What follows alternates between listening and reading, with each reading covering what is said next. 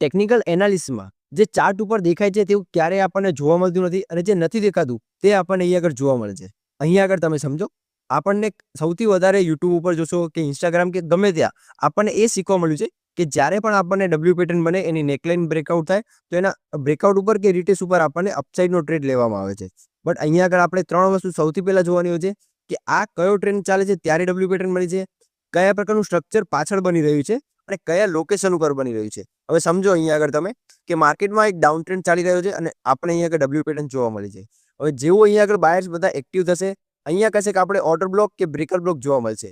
અહીંયા આગળ બ્રેકઆઉટ પછી કે રિટેસ પછી થોડું એવું અપસાઇડની અંદર મુવમેન્ટ જોવા મળશે, પણ એના પછી જે આપણે ડાઉન સાઇડની જે મુવમેન્ટ જોવા મળશે એ એકદમ ફાસ્ટ મૂવ જોવા મળશે. કેમ કે એ બધાના એસએલ પડ્યા છે જે આ લોકો બાય કરીને બેઠા છે અને રિટેલ ટ્રેડરને ખબર જ છે કે સૌથી પહેલા આ વસ્તુ શીખવાડવામાં આવી છે કે ડબલ્યુ પેટર્નના બ્રેકઆઉટ ઉપર બાય કરું અને એમ પેટર્નના બ્રેકડાઉન ઉપર આપણે સેલ કરું.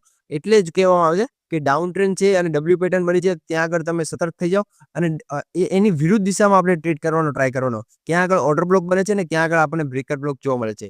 સેમ આપણે આવી રીતે વાત કરીએ એમ પેટર્નની. હવે જ્યારે અહીંયા આગળ એમ પેટર્ન બને છે, ખૂબ બધા લોકો અહીંયા આગળ આના નેકલાઇન નીચે આપણને ડાઉન સાઇડની મોમેન્ટમ કેપ્ચર કરવાનો ટ્રાય કરશે. બટ જ્યારે અહીંયા આગળ અપ ટ્રેન્ડ ચાલી રહ્યો છે ત્યાં આગળ અહીંયા કશે ઓર્ડર બ્લોક કે બ્રેકર બ્લોક જોવા મળશે અને અહીંયાથી જે મૂવ આવશે તે એકદમ શાર્પ મૂવ આપણને જોવા મળશે. કેમ કે એ બધાના અહીંયા જે સેલ કરીને બેઠા છે બધાના એસએલ ઉપર પડ્યા છે. મતલબ 3 વસ્તુ ધ્યાન રાખવાની જ્યારે એમ પેટર્ન અને ડબલ્યુ પેટર્ન દેખાય, કયો ટ્રેન્ડ ચાલે છે, કેવા પ્રકારનું પાછળ સ્ટ્રક્ચર બન્યું છે અને કયા પ્રકારની માર્કેટ કયા લોકેશન ઉપર આપણને આ બી પેટર્ન જોવા મળે છે. જો આ 3 વસ્તુ તમે ધ્યાન રાખશો આ પેટર્નમાં તો તમે ત્યાં આગળ ટ્રેપ થતા બચી જશો.